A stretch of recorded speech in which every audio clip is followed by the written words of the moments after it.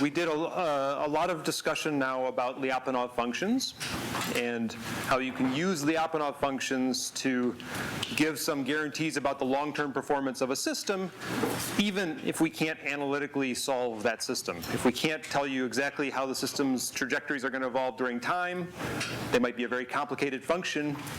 We can still say the pendulum's going to get to the bottom by looking at a simpler class of functions that are the Lyapunov functions.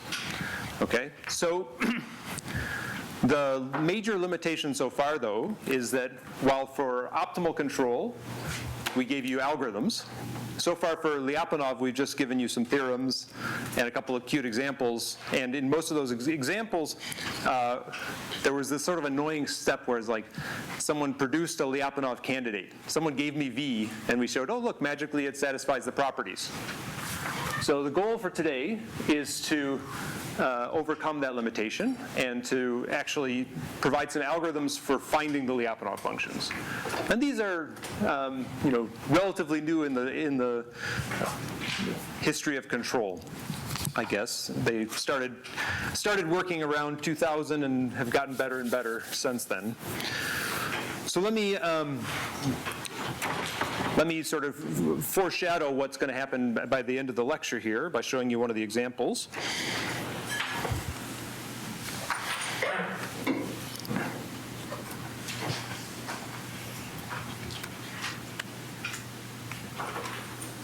Okay, so let's see if I can make it big enough here.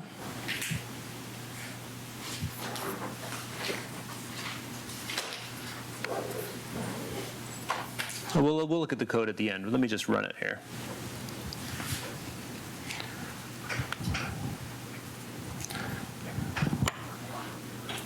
Here's a simple example for the pendulum with two curves superimposed on each other. Can you see the dashed line and the original line? Okay, so the original lines, the dashed lines actually I think are the contours of energy, constant energy for the actual pendulum. Okay, that would be in the case of no damping. Those are the contours of constant energy. Okay, the solid lines are a Lyapunov function that were designed purely with an optimization-based approach. That by basically saying, please find me a V, such that I can prove that the downright fixed point is actually stable. And through the power of optimization, it actually comes up with a function which is almost identical to the original energy of the pendulum. And like the way the dynamic programming sort of somehow by rolling out the dynamics was able to understand the long-term dynamics and summarize it in a simple function, we're going to have optimization approaches that do the same thing in the Lyapunov space. Now what's amazing here, there's a couple things that are amazing about this. First of all, the differences in those functions are non-trivial. In fact, the one we compute with optimization is actually going to be a little bit better than the energy. Because remember, the energy, did extra work to show you that even though V dot is only less than or equal to 0, there are lots of cases where the energy instantaneously is not going downhill. We invoked the invariance principle, Lassalle's theorem, in order to say that we could still say something about asymptotic stability. And there was extra machinery required. The optimization actually finds something that's a little different than energy, and it doesn't need that quirk. It actually is V dot is strictly less than 0. So it did better than physics, or somehow. Okay? And here's the other thing, is that all of our dynamic programming solutions so far, even for the double integrator, which was like one of our simplest examples, they all suffered badly from discretization errors. Right? This actually has no discretization. It's in some sense, up to numerics, up to sort of floating point, this is a proof of the stability of the pendulum. Okay, so with that as a teaser, let's start going through and figuring out how we got there. And let me start by comparing and contrasting what the Lyapunov approaches are going to be relative to the Hamilton-Jacobi approaches, the optimal control approaches, right? So remember our Lyapunov conditions.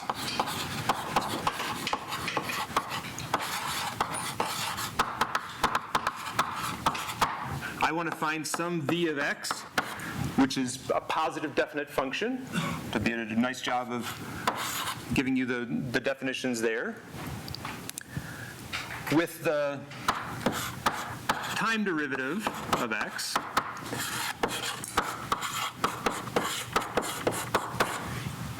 a negative definite function, right? So this is everywhere above 0, everywhere below 0. And then depending on which version we were talking about, whether it was a local version over a region, whether we were talking about global stability, there were a bunch of other things that you have to be careful about. For global stability, you need it to be radially unbounded.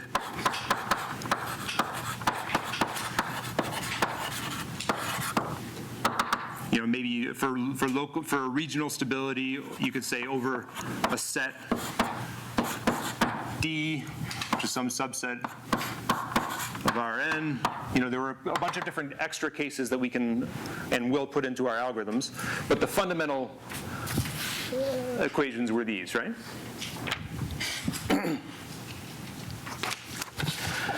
Let's compare that to the HJB, right? First of all, notice that there's no U here. This is only analyzing the closed loop system. So after I've come up with a controller, I put it back in closed loop, I can analyze the stability of the system, right? And whereas HJB is solving, in some sense, a harder problem, it's trying to find the controller at the same time. But let's look at even how HJB looks for the optimal controller, right? So for the conditions here were that the min over U, G of xu plus partial J, partial F, x u here like this, which for the optimal U, if we solve that minimization and we stick it in, right, what that was saying, what we said, this is really just J dot, right?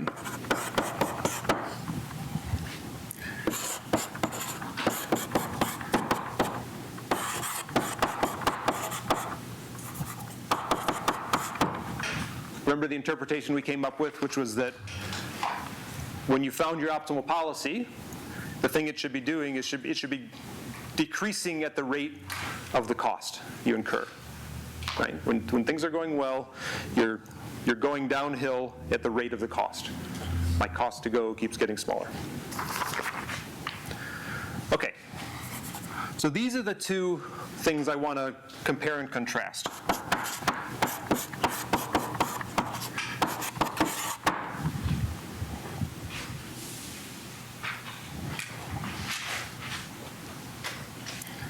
This is a partial differential equation, which solving is hard. We made meshes over state space. We did value iteration. We tried to come up with approximate solutions to this, and it's a hard problem to solve. And the functions that satisfy this can be complicated. They can have cusps in J, discontinuities in the policy, all these things. These are tough, right?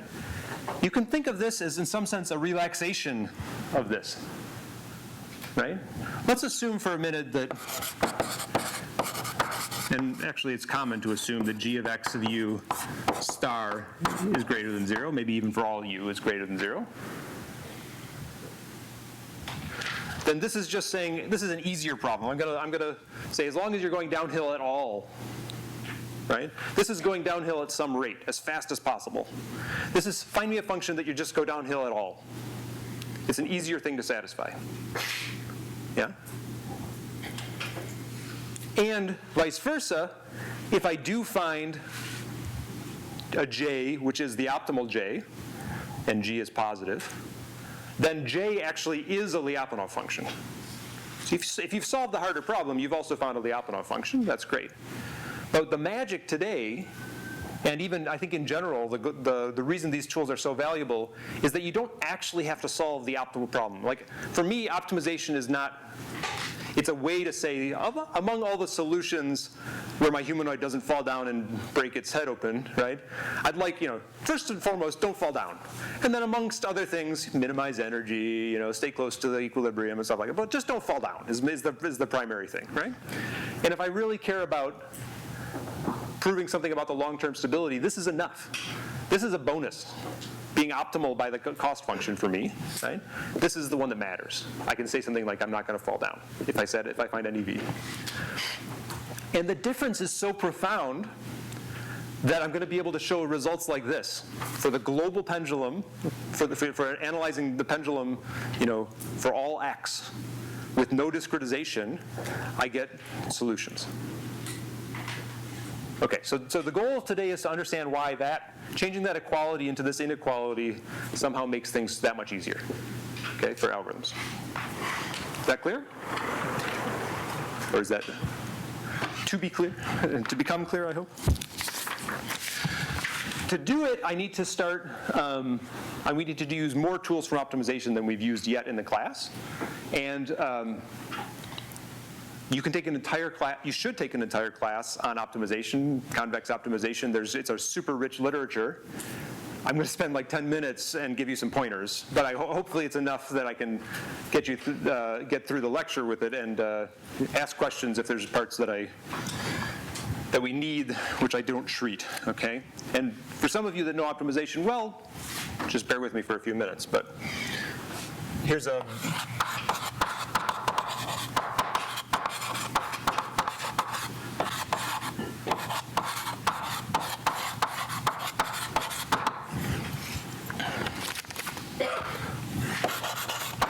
we've already seen a few examples of optimization, but in general, we're going to consider a bunch of problems today that take this general form of minimizing some function subject to a handful of constraints.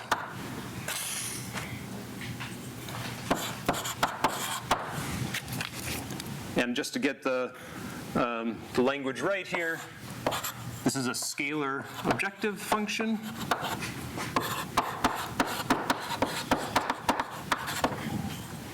These are my decision variables.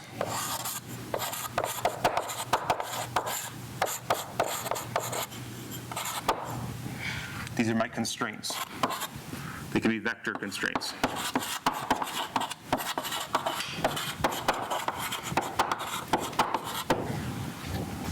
Okay, and in general, this is like extremely general, right? So F can be arbitrary.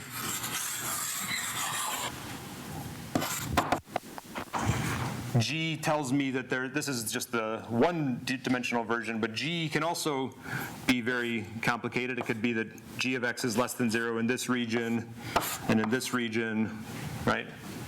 And finding the optimization, finding the amongst the places where my constraint is satisfied, the place that is minimum, maybe it's somewhere around there in my arbitrary drawing. Finding this lowest point in a continuous function with arbitrary constraints, that's a hard problem in general, okay? The ones we've seen already and done a little bit of work with in class were much more structured than that, right? When we've done this minimization over U,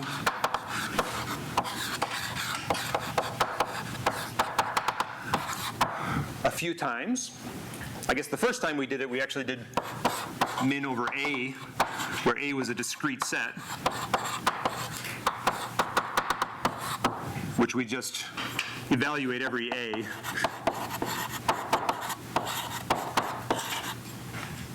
And take the smallest. That's the discrete case. Which is nice in the sense that there's an algorithm for finding the minimum. It's bad in the sense that it doesn't scale to big dimensions. The second case we saw was quadratic optimization, where we ended up with arbitrary functions. It doesn't actually matter how x looks, but as long as my function had some quadratic dependence on u, then I had another nice solution where I had, it might have had affine terms. It doesn't have to be at the origin, but somehow it's a total quadratic in u. This is whatever function I'm trying to optimize. In that case, we could use least squares solution. and had a closed form solution of the optimizer.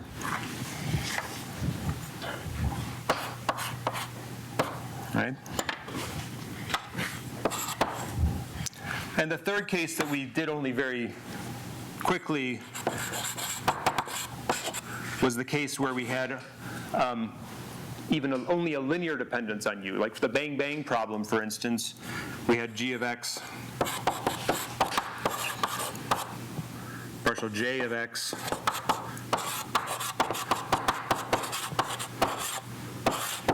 so this only depended linearly on u.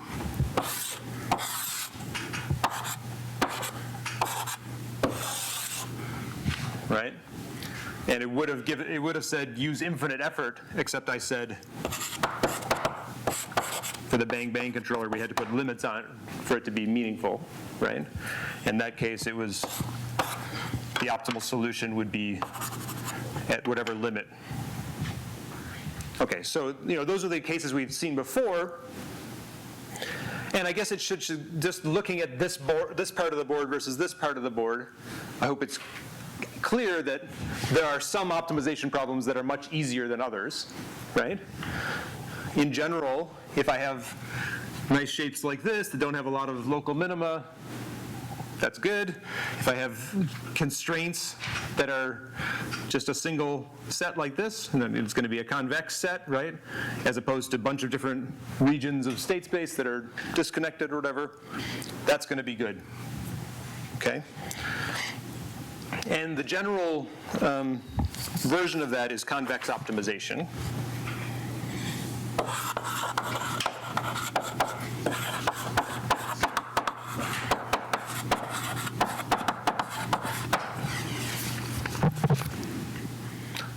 So again, you can take a whole course just on convex optimization, multiple courses on convex optimization, but roughly, it's a convex optimization problem if f of x is a convex function,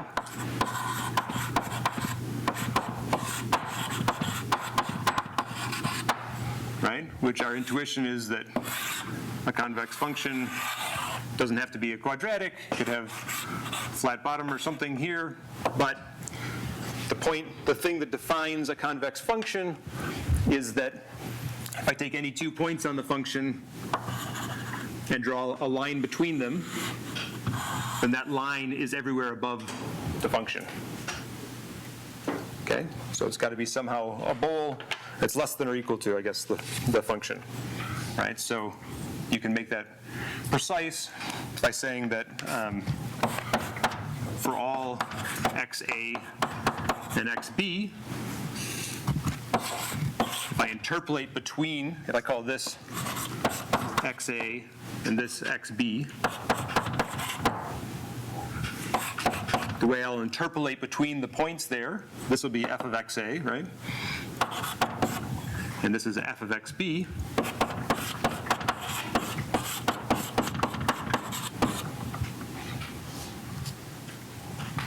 This somehow, as long as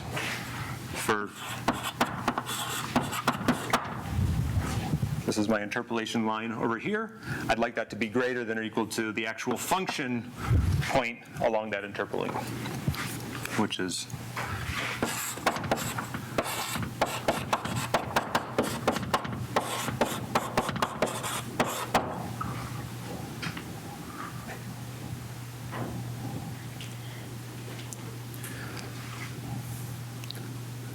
in general, if you have a convex function and you're trying to minimize it, then you'll be able to avoid concerns about local optima, that if you find it an optimal point, it is the global optima, okay? And then the other thing is that g of xi form a convex set.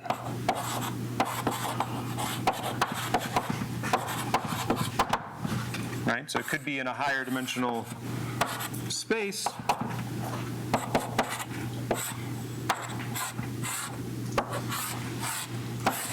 Your intuition probably tells you what a convex set is too. If I take any 2 points in the set, draw a straight line, then all that line needs to be completely contained in the set, right? And if this G is convex, then that's the good case too. I don't have to worry about local minima. Okay? This is convex.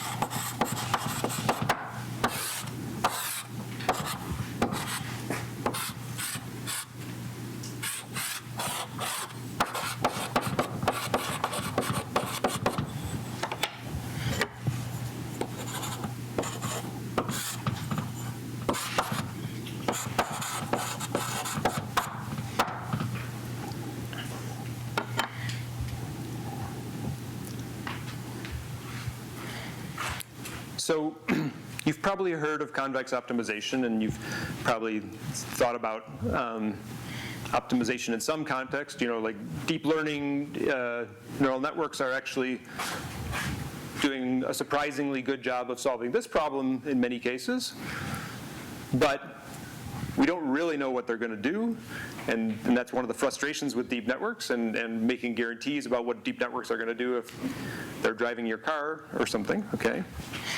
Whereas this class of problems, it's interesting how much the culture has shifted, but even the sort of most rigorous mathematicians in control, now if you find a convex formulation of your problem, that's almost as good as finding a closed form solution. Not quite, you know, depends who you ask. But you know, to some extent, once you've found a way to write the problem down with a convex, as a convex function with a reasonable number of decision variables, there are ways to write almost any problem down as a convex function over an infinite number of variables, and that doesn't count as a solution. But you know, once you find a way to write the problem with convex sets, convex objectives, then the difference is so great that you can expect to use a mature solver to find the solution, and that problem is almost solved.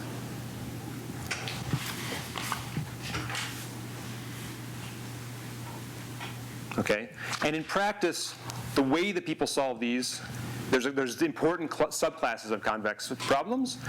You tend to use, you don't just use stochastic gradient descent, although you could. There tend to be more efficient algorithms that exploit the specific structure of the convex problems. And you tend to pay a lot of money to when you're in school, you pay nothing, and then you leave university and you realize, oh my God, they're going to charge me this much for a license to the solver that I used for free when I was at school. But there are expensive commercial solvers that solve these problems extremely well. And the really great thing about having a convex optimization problem is that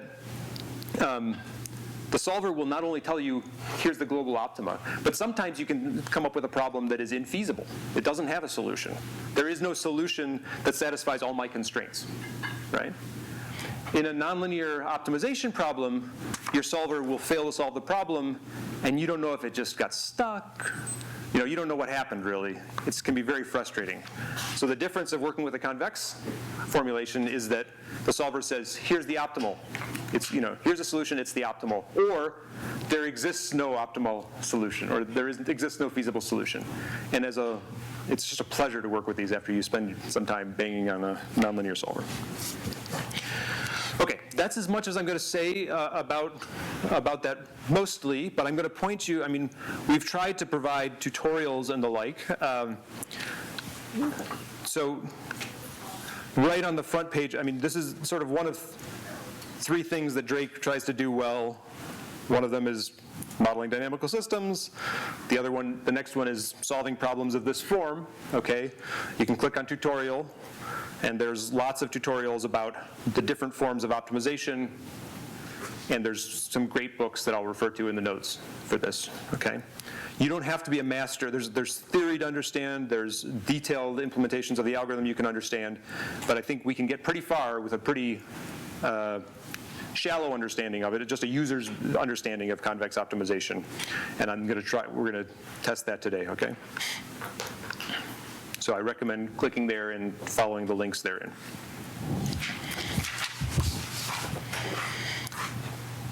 Okay, in particular, for today, we'll look at a few important classes. We'll say, for instance, when the objectives are linear,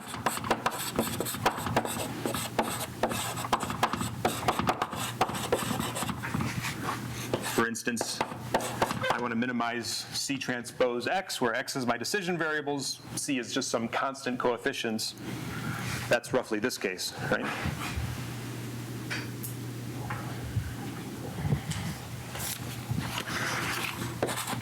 Subject to linear constraints.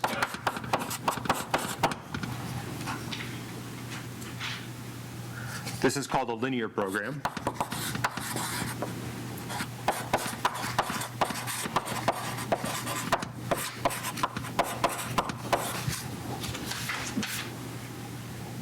If we were to make the objective the quadratic case, to keep the constraints linear, that's a quadratic program.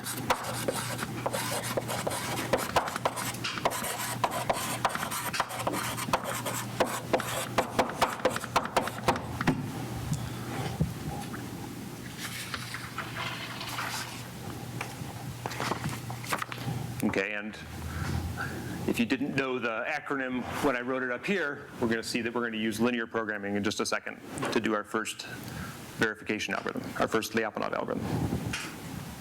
Okay? Any questions about that? And really feel free to ask. I even in lab today, I was kind of like, I hate having to describe like a little bit about optimization, but not a lot, but hopefully just enough. And so I don't know if I'm getting it right. Please ask your. So is linear programming 3 and quadratic programming 2, or are these less constrained? This 3 and 2 here? Yes. Good. So this was actually unconstrained least squares, so it is a quadratic program, but it actually doesn't even have any constraints. So it's even simpler than, you don't even have to spend a lot of money on a solver for that one. You can just write the equations down. When you add constraints, then you could still write your own solver for QP, but you probably just shell out the money because they can solve them pretty well. And this is a simple example of linear program. But one of the things that's amazing about convex optimization is that you can turn problems that really don't look convex to the naked eye, and there's just books of tricks and understanding where you can turn pretty strange-looking problems into convex optimization problems with the right class of tricks. So if you don't see a straight line in your original formulation, that doesn't mean you've left the class of linear programs. There are ways to add additional decision variables and other things to solve pretty hard problems.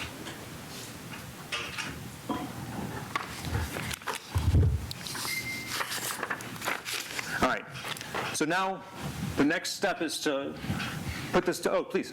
How fast are we currently at solving these problems? For linear programs, we can solve, huge numbers of variables, hundreds of thousands of variables. People solve them I think, for instance, like in logistics or operations research type problems where you'll be scheduling, imagine you're Amazon Robotics and you're scheduling a bunch of robots to drive around the floor or something like that. You can write that down as a massive linear program and solve it with distributed solvers, and it's almost unbounded, right? It's very, very powerful. And quadratic programs a little bit. Every time you add a little bit more complexity, the solution times get a little bit higher, but still, quadratic programs, we solved quadratic programs at real-time rates to balance Atlas. Right, so that was a pretty big quadratic program from my perspective, and they're fast and good.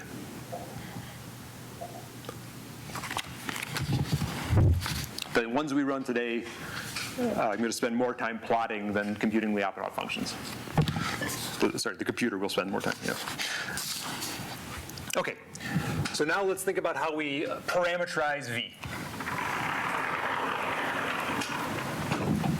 And we've already done a little bit of this, right? Remember when we talked about using function approximation to parameterize J?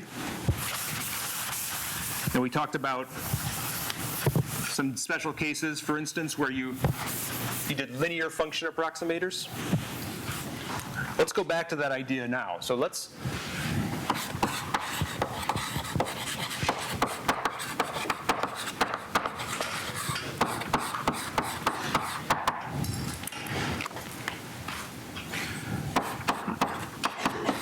my goal is to go from a description of the dynamics to find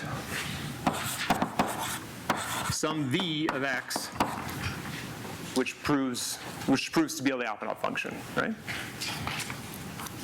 So why not start with the same idea we used before, which is take a linear combination of potentially nonlinear functions of x. So for instance, the examples that we used, that Tobia used last week, were mostly x squared kind of examples. They were polynomial functions of x. But I could say, for instance,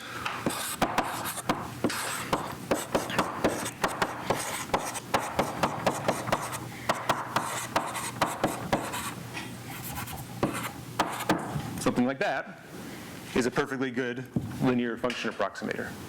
Right?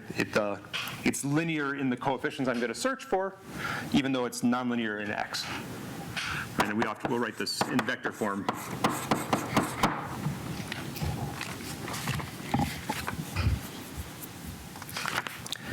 Now remember, before, when we tried to use these function approximators, we tried to make them match the value iteration update as closely as possible. Right? So we said that J next had to equal the Bellman equation times this. I try to find the alpha that solved the least squares problem. Now I have an inequality optimization to do, right? So if I want to write this, well, first of all, let me just say that v dot of x here, what is v dot of x going to look like? We know it's partial v partial x. F of x, what's partial v partial x? It's nothing but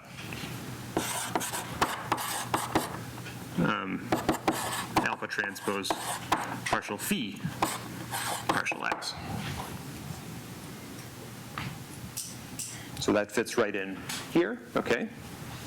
And this is, again, just a function of x. For any one x, I can plug this in, and that's just a number, right?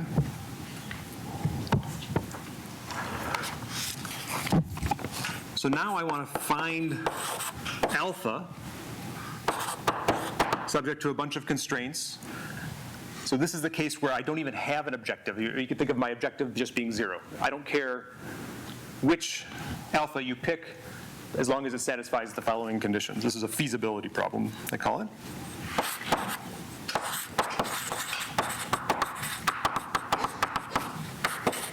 I won't leave it like that. I'm just going to start with that.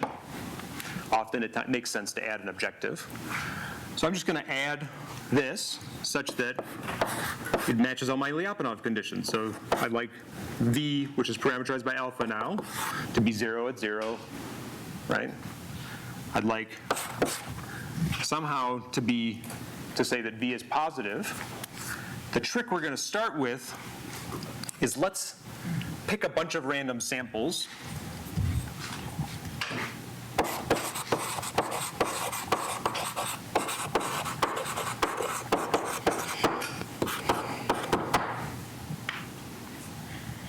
And let's ask that for all I, v of xi, and it's not going to be, we're going to choose them just so that they're not equal to 0. It's greater than 0.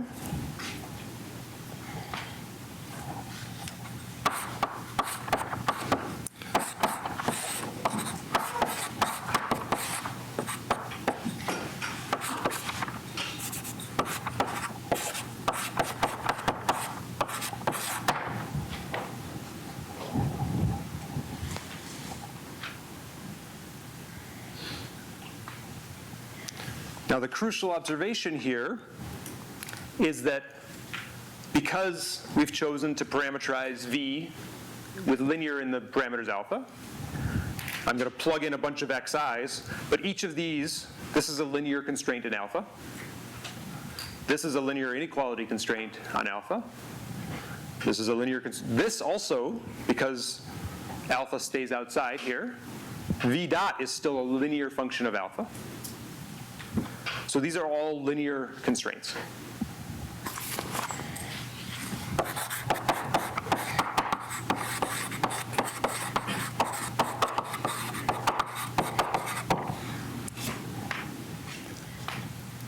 So I can, for instance, try to find, I'm going to do something else to add an objective, but this falls in the class of a linear program.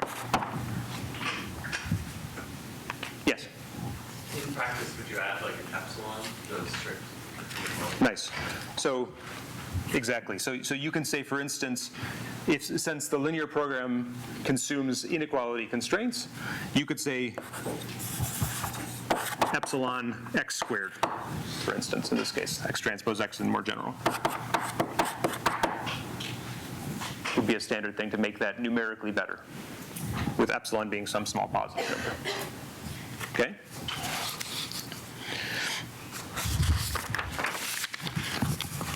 Now, to make, well, we haven't said anything about what guarantees we have from this, but this is an idea for maybe a way that you might start to try to search for these coefficients alpha, to search for a Lyapunov function using optimization, right?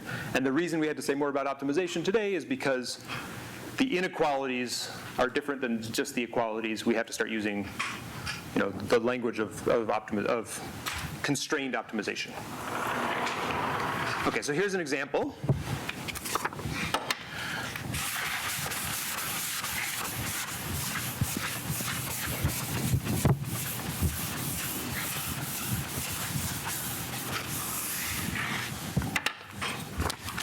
Let's say f of x is my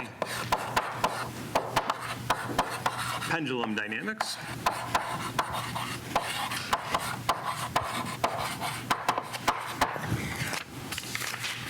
Okay.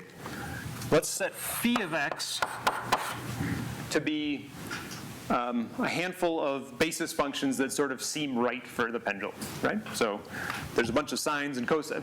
Whatever Lyapunov function I'm going to search over, it's probably got a bunch of sines and cosines in it, right? So it might have a constant term, so I'm going to make it a vector that's like, let's say 1, and then a little bit of cosine alpha, cosine theta, sine theta, theta dot. I want it to be able to make combinations of those terms for sure. And I'll give it a little bit more power here. I'll do cosine squared. I'll do sine cosine. I don't actually need to add sine squared, because if I have 1 and cosine squared, I've got sine squared. Okay, so I'll skip sine squared. Don't make it do something silly like that. Okay.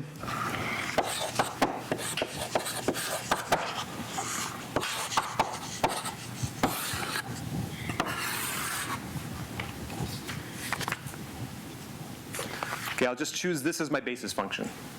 And the task I'm going to say, I'm going to sample a bunch of points in state space. I'm going to try to make my Lyapunov candidate be a linear combination of these, and I'm going to try to search for the coefficients in order to try to find a Lyapunov function that satisfies all those inequalities. Okay, and exactly right, I'm going to say that for all I, Vxi is greater than equal to xi squared, in the vector version of that, v dot xi less than negative epsilon xi squared sine theta squared.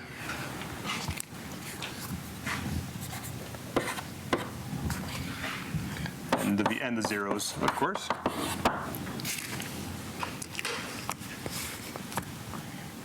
Okay, and amazingly, with just a handful of samples, this thing will actually recover mechanical energy.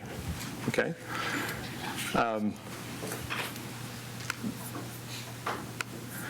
I wrote this in C and not in C++ and not in Python yet, but I'll convert it tonight to. Yes. Oh.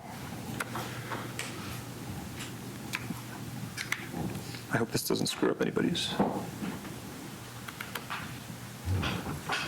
I think we might have an intermittent connection.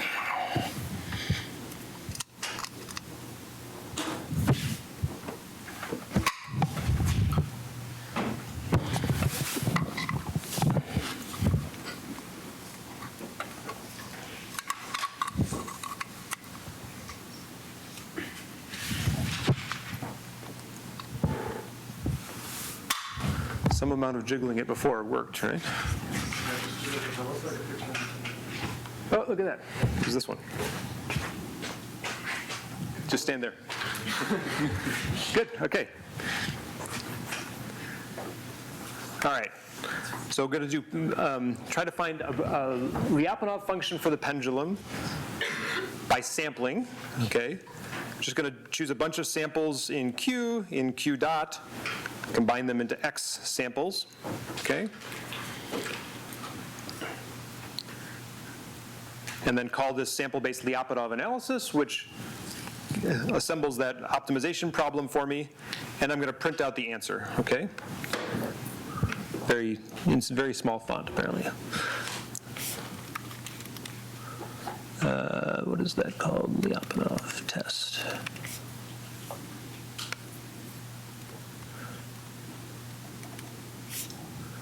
Okay, so the true energy function is E. That's just me typing in the mechanical energy of the pendulum. And the V that it finds is this. Okay? It wraps around there. So it really finds something very, very close to the true energy of the pendulum, but it's just a little bit different. It has this QD sine theta term that didn't show up originally. This is the 1/2 mv squared. See, but it moved a little bit into this term. And the reason, like I said before, is because actually this one is decreasing always at all the sample points. Okay, it's not the case that V stops decreasing every time I get to the apex of my swing. It's actually always decreasing.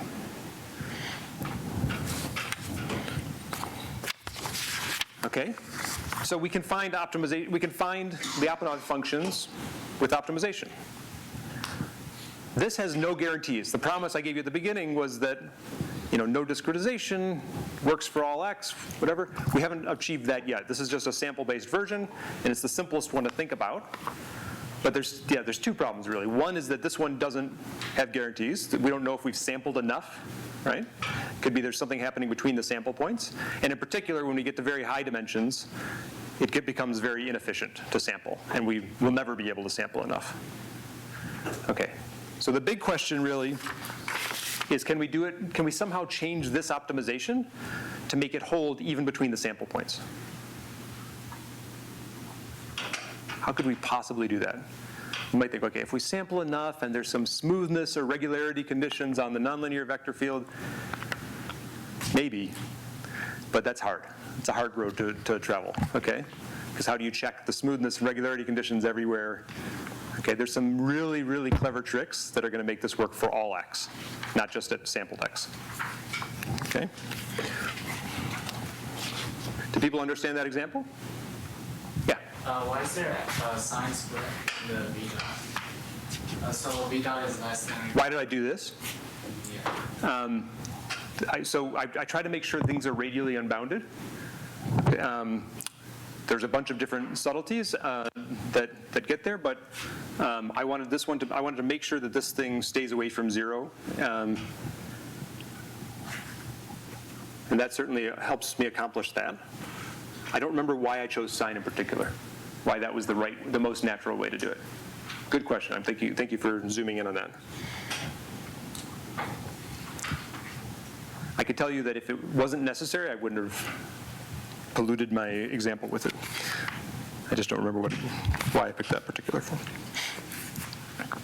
Okay, so how do we make it true for all x? And the first idea here is let's choose a more clever parameterization. Can we make it sort of correct by construction? Right? Make it so that v is always positive, for instance, and v dot is always negative. Wouldn't it be clever if we could search over parameterizations that always had that property? Turns out we can, a little bit. Okay. That's a really bad idea. Okay. What if we changed our parameterization to be something more like this?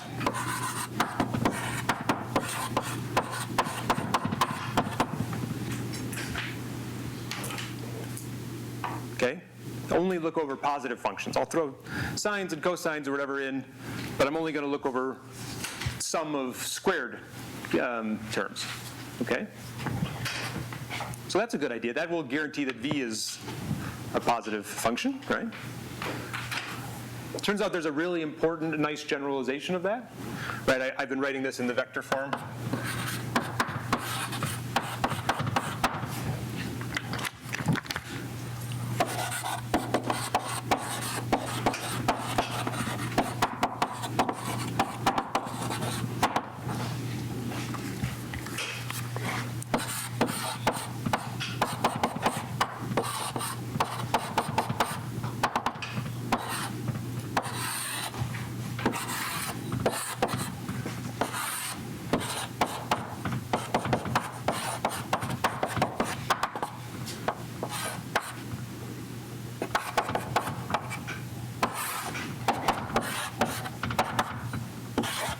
Oops.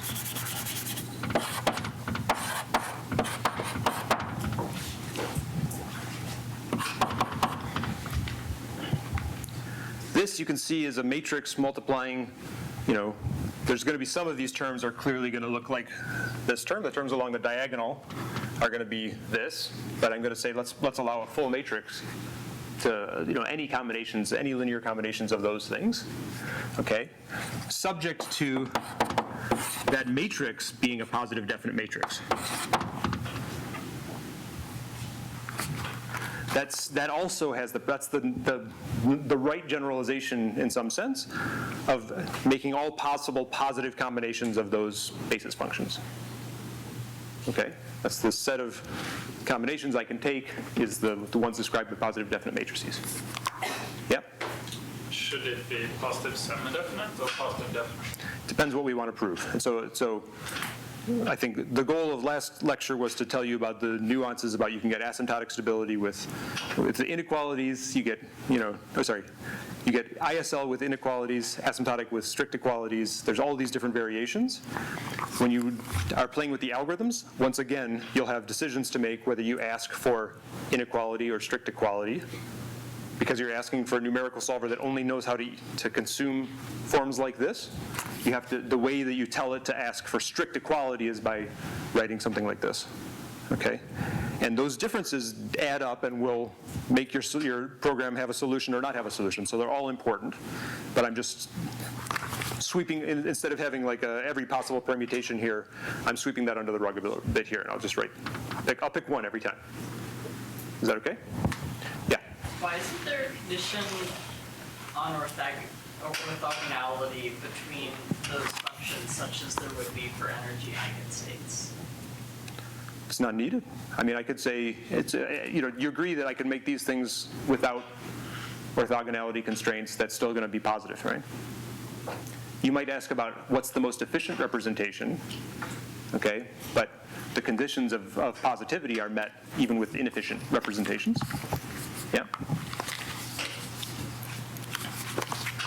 Okay, so if I find a solution like this, if I can find some g, this is actually taking a sum of squares. That's a word that's going to come up a lot. This is a sum of squares representation.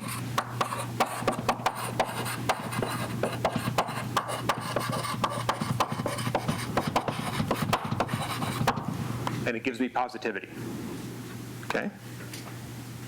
The problem is, I now have constraints on G. Right here I could say, find me any alpha, but now I have to find, my alphas have this extra additional constraint. And this is a SDP, this is a constraint on the positive definiteness of a matrix. We haven't said yet whether is that a linear constraint? It's not a linear constraint in the original parameters. If you think about what is this condition, you check this by looking at the minimum eigenvalue of G. That's not a simple linear constraint. It doesn't fit in linear programming. Okay? But it turns out it's still a convex set. If you look at the parameters, if you just write down the elements of G and ask what does this set of positive definite G's look like, it forms a convex set. If you have G1 and G2 that are positive definite matrices, then the affine combination of them is positive definite. That's just it's a one-line proof, if you like. But the key idea is that that is still, even though it's a harder one to think about, and it's actually a numerically worse one, this is still a convex set. Okay?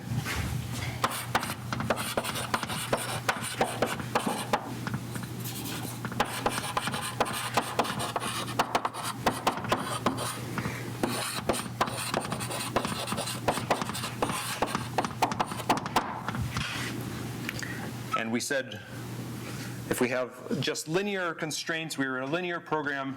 This time if we have these positive definite matrix constraints, it becomes a semi-definite programming.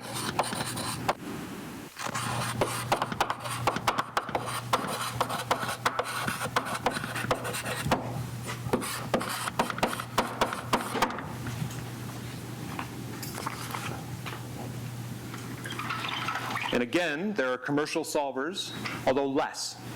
Every time you go down the hierarchy, if you make more complicated problems, there are less commercial solvers that you use, or less open source solvers, then you go to the commercial. And they don't work as well. So the answer to your question about how big of an SDP can I solve, my answer is going to be much more conservative than for an LP. And even for small SDPs, you can run into numerical errors. And like the field of semi-definite programming is just younger and just not as well developed. And it's harder. Maybe it's just fundamentally harder, but who knows? Hopefully we'll make big leaps. But so I told you that the great thing about convex optimization is it says, here's your optimal solution, or the problem is infeasible. Unfortunately, when you get to SDP, there's a new option. It can say, here's your optimal solution. It's infeasible, or I kind of got confused in the middle. Like numerical errors is a possible output from your solver, okay? So it may say, oops.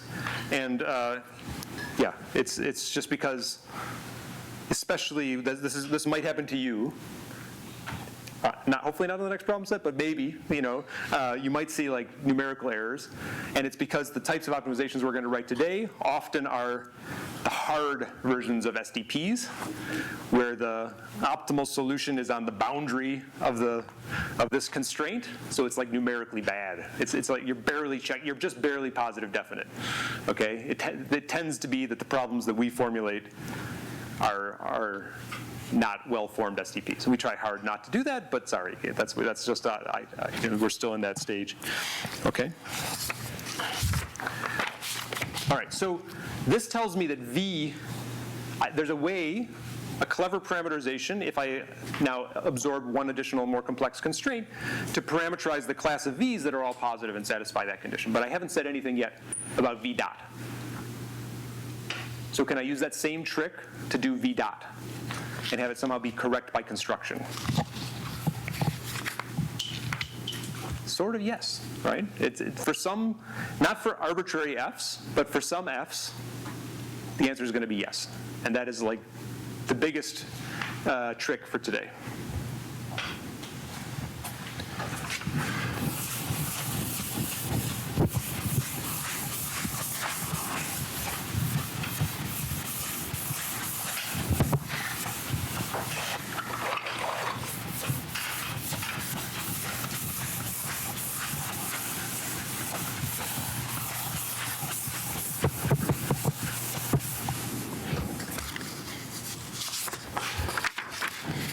Let me start by doing it in the simple case of a linear system, because in that case, it's just matrices. It's not arbitrary fees, but I think we'll be able to see the subtlety here. Okay, the simplest case.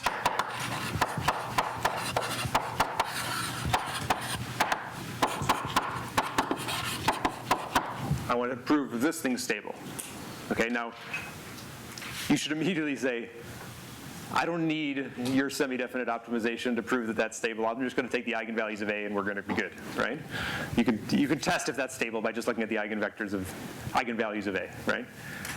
But bear with me. I'm going to give you something that you can't do with just eigenvalues.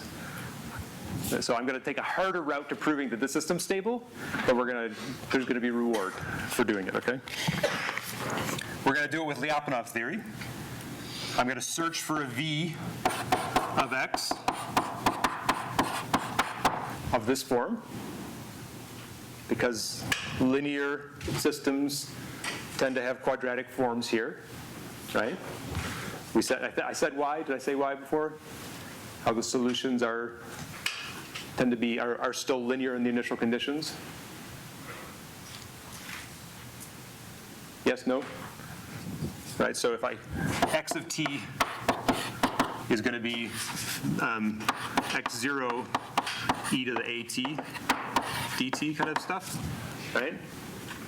So if I try to integrate this, the solution of this, if I want to think about how this depends on x0, p is going to have this integral of at on the inside. It could be some complicated, ugly function, but actually it's still going to be a linear combination of the initial conditions, and therefore the quadratic Lyapunov functions. If I want to find a cost to go type thing for a function like this, then it's going to turn out to have,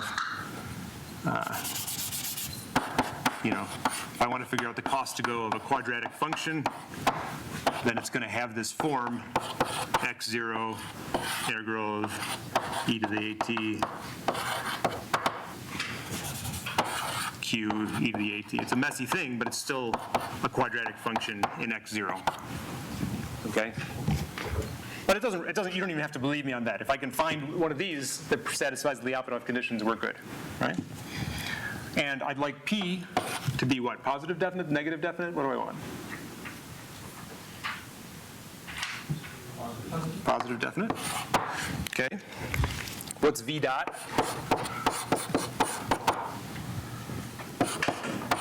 It's x transpose p ax plus x transpose a transpose p x.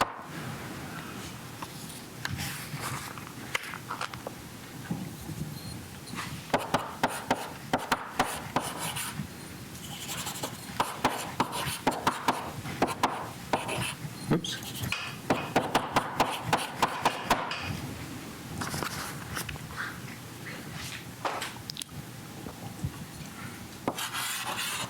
So I'd like this thing to be negative definite.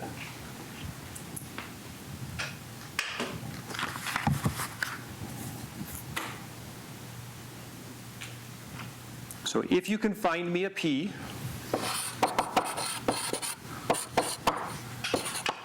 subject to p being like this, and pa plus a transpose p like this, then you found something that satisfies the Lyapunov conditions. Now we know this is a semi-definite constraint. Is this also a semi-definite constraint on these decision variables?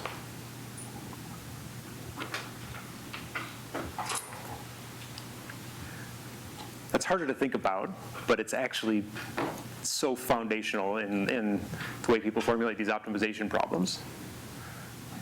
The way to think about it is actually, let's make a second variable, can I say P2? Let's make a second matrix, P2, and I could say that I'm going to have two constraints like this.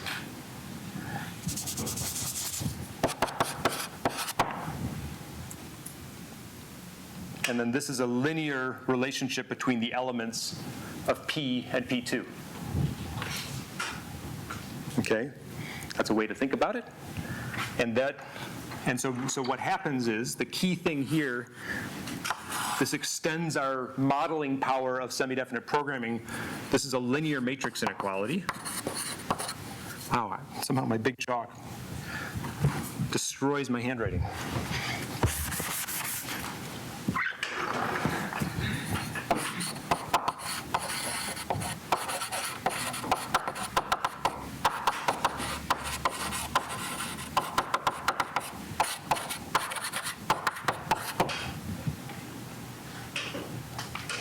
So because the decision variables here enter only linearly into that matrix equation, with these kind of tricks, you can still model this as a semi-definite program. Yes? Should there be a negative sign there? We wanted to Thank you. Yep, good. Negative p. Good, thank you. Still linear. Was that what you were going to say too? Good, nice. Okay, so this is an important. This is roughly the class of things we can model with semi-definite programs. So there's lots of additional things, including polynomial optimization and the like, but that's a super important idea. Okay, and that is the fundamental idea. Remember I said, if we've been clever about choosing a modeling class that says V is always positive, but we haven't said anything, how can you apply that same trick for V dot? And the idea is going to be almost exactly this. Write a second class, V dot, which is positive by construction, and make sure that it matches the derivative terms. So this is really key, right? This is a really key idea.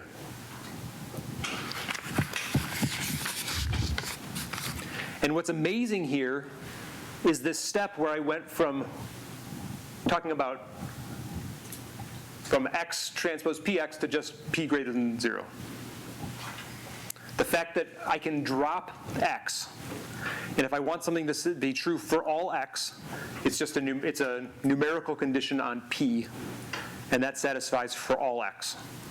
That's the magic, which took me from it works at I verified something at sample points to I verified something everywhere. Okay, same thing here. So because that condition here is a condition on the matrices P that satisfies the condition for all x. This scales. This will scale to high dimensions. Sampling won't go where this can go. You just can't sample enough in thousands of dimensions.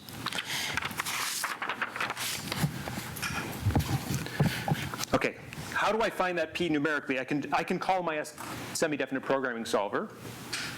Just because I don't want to like write this down and leave you with this without, there's actually, this is a special case. You don't have to call an STP solver to find a Lyapunov function for a linear system. It happens that we know, just don't like tell your friends that you have to solve an STP for a linear system, right? So it happens that in that special case, we have a Lyapunov method.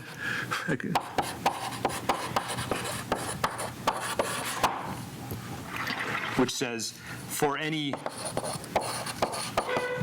q greater than 0, or greater than equal to 0, depending on what you're trying to prove here,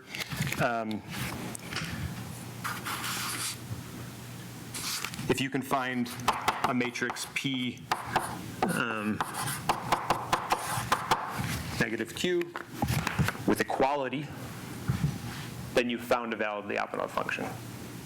And similarly, for every q, you can find a p if the system is stable. So in practice, when you're solving for linear systems and you want to find a Lyapunov function, you don't call the STP yet. You just pick any old q that you like that's greater than 0, and you solve this. This is a famous equation, just like the Riccati equation was famous and has solutions in MATLAB. This is a famous equation called the Lyapunov equation. It has solutions in MATLAB and in Drake, and it is not worth jiggling this too much, but if it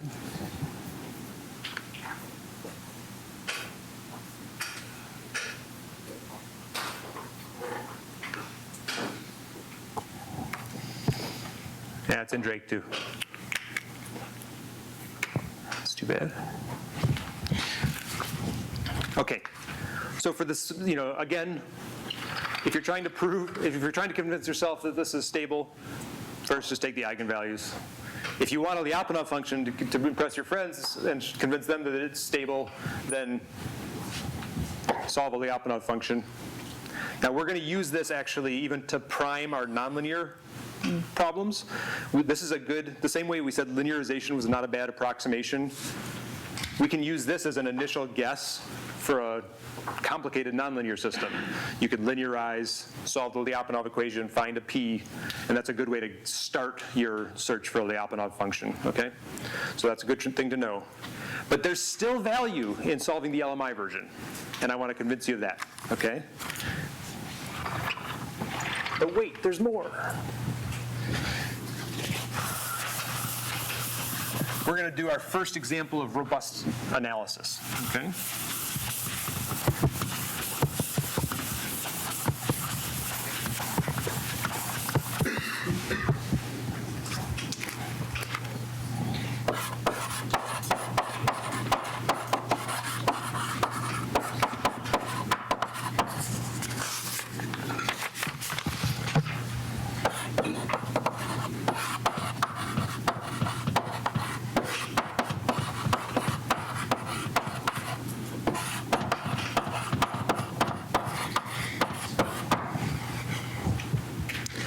Let's say I still have x dot equals a of x, but now, in an exciting plot twist, the elements of a are unknown, uncertain.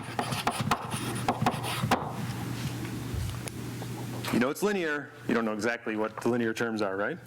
In particular, we have to somehow parameterize our uncertainty, right? Our ambiguity about terms of a. So there's many ways to do it, but let me write it as the convex combination of a handful of different A matrices, okay?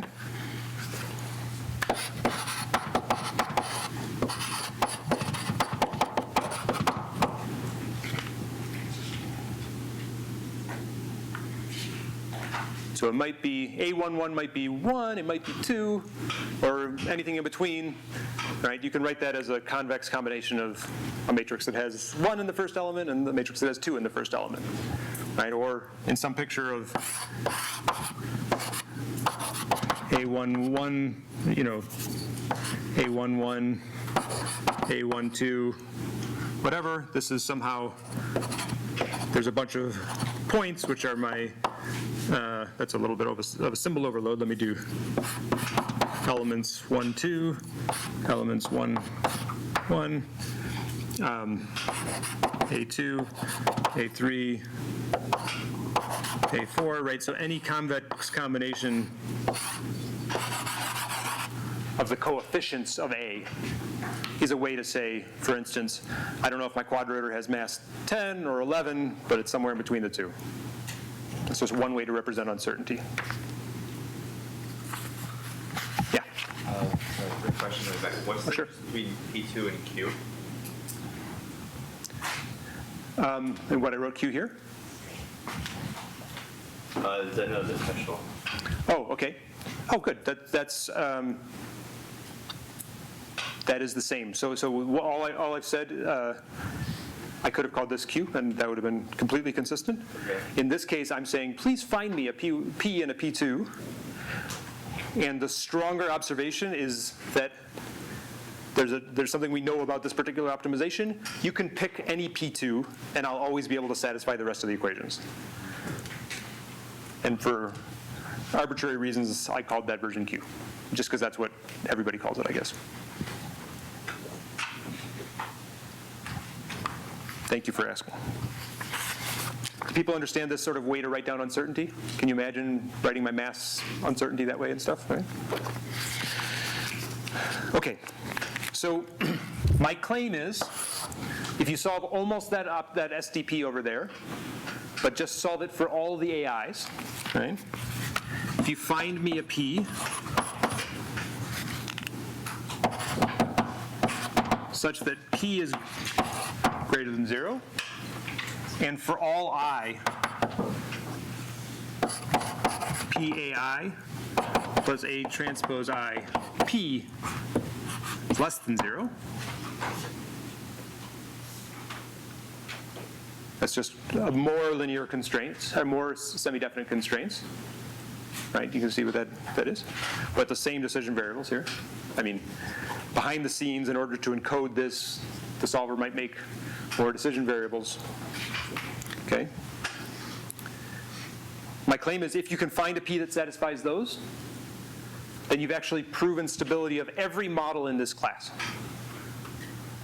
That for every model, no matter what M turned out to be, if it's somewhere in the middle, if it's M 10.5, my mass was 10.5, then I still have, that this P proves stability of that system too. Okay, why? Because for any of those models,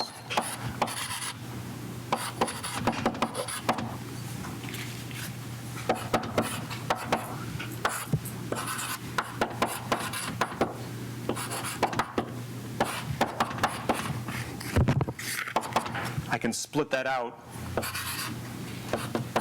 Beta's a scalar.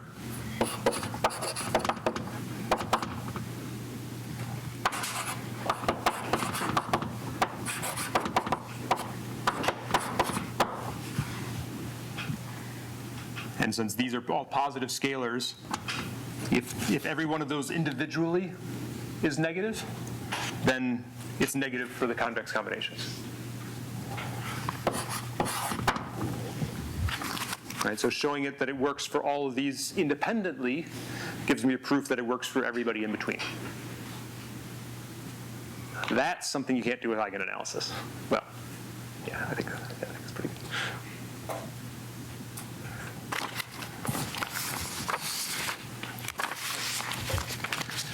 Okay, so the big question, oh yeah, please. Does this connect to the fact that the points A on that plane are connected by straight lines? That was my modeling choice by saying I'm going to parameterize my uncertainty by a convex combination of the extreme points. There are many ways to represent a set of uncertainty in my parameters. One, you could choose to have it represented by a ellipsoid or by a polytope or whatever. I've chosen, let's represent my uncertainty as a polytope. And again, once you have a polytope, there's many ways I could represent my uncertainty. I could write a bunch of inequality constraints to describe the polytope, or I can represent it as in vertex representation and have it be a convex combination of the vertices. So I think the answer to your question is yes, but it's not particular to that. It's a more general idea. I've just chosen some way to say I don't know what the elements, A30, 32 by corner, 16. There's some element in the middle of some big A matrix. I don't know what it is, but it's in a range.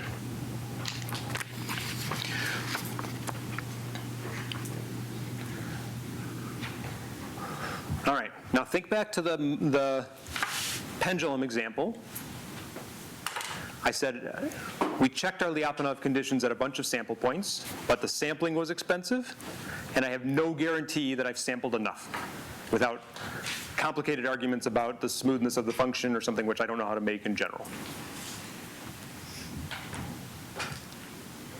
How do I take this idea, which works for all x, and make it work for all x on the pendulum, or just even a simpler nonlinear system? What's the natural generalization? I already told you this idea of writing V that was just had to be positive by making everything a sum of squares, right? And it's the same kind of trick we played in the energy shaping where we choose cosines to multiply by cosine, so I get a cosine squared and I just know that it's positive, right? These tricks come up over and over again. Make things positive by making squares, right? How can I generalize that idea?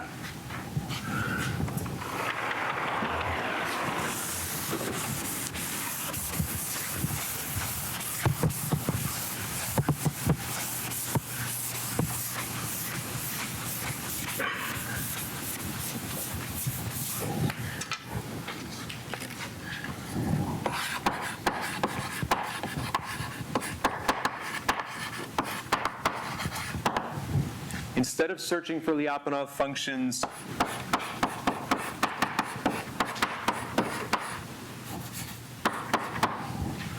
we're just going to play the same trick again. It's the kernel trick, if you want, from machine learning or whatever.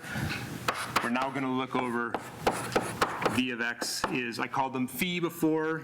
I'm going to call them m this time. We'll see why in a second, but it's the same thing as phi.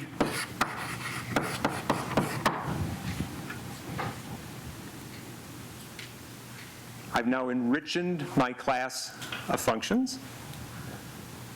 This is still, if p is constrained to be greater than 0, this is still positive by construction. Okay? It's a sum of squares. It can be cosine squareds, it can be whatever. It's still positive. Everything's squared in the right way.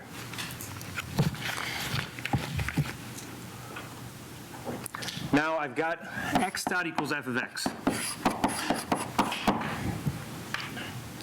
which means v dot of x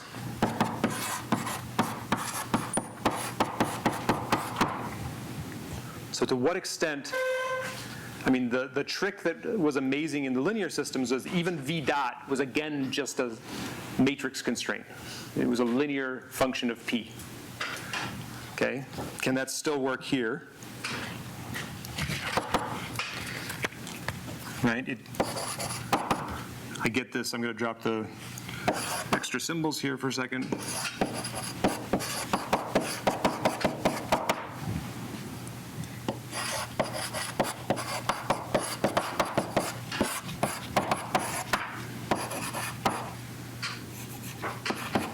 I guess I'm going to be inconsistent with the symbols here. Okay.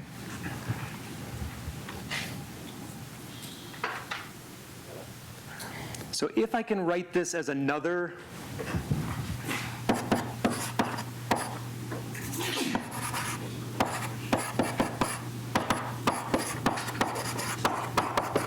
that's what I need, right? This would be the magic, is if I could somehow find another sum of squares construction such that all the terms inside here, there's f's, that could be messy, but if I could somehow equate it to the case where it's positive by construction again, if I can find a P2 which satisfies that inequality, and then P2 is greater than 0, or I guess less than 0 here. I want it to be downhill. And wouldn't that be awesome? Yeah? Where did the Q come from? I inserted it again. Let's call it P. Let's consistently.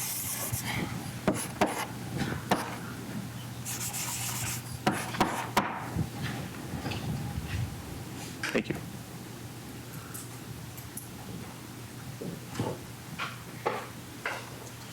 So for what class of functions f and things m can we say something like this? Right? When does this work out nicely? Well, there's a super important case, which is when mx and f of x, or when f of x is polynomial, and m of x we choose to be polynomials. So vector of monomials, that's why it's m.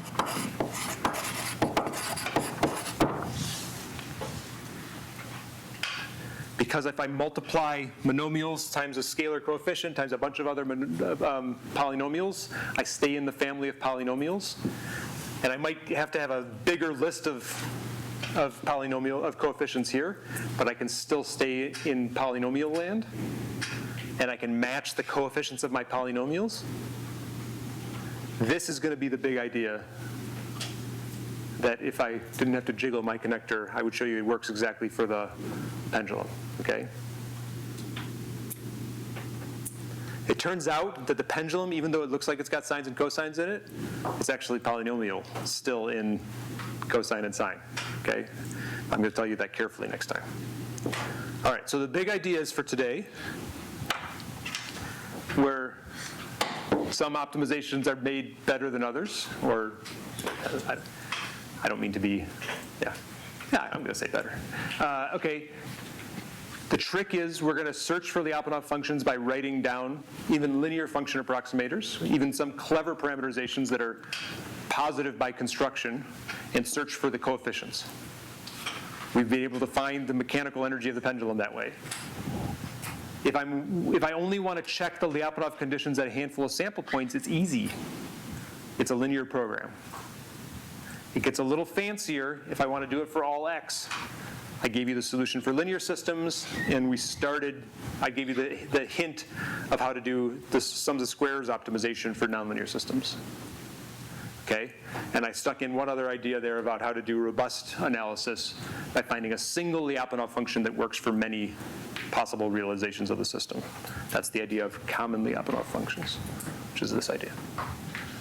Okay? So we're going to be able to do we're going to do a lot of things with this next time. We'll be able to do region of attraction analysis, find Lyapunov functions that prove asymptotic stability, exponential stability, global stability, regional stability, you name it. We'll see how far we can go with these tools on Thursday.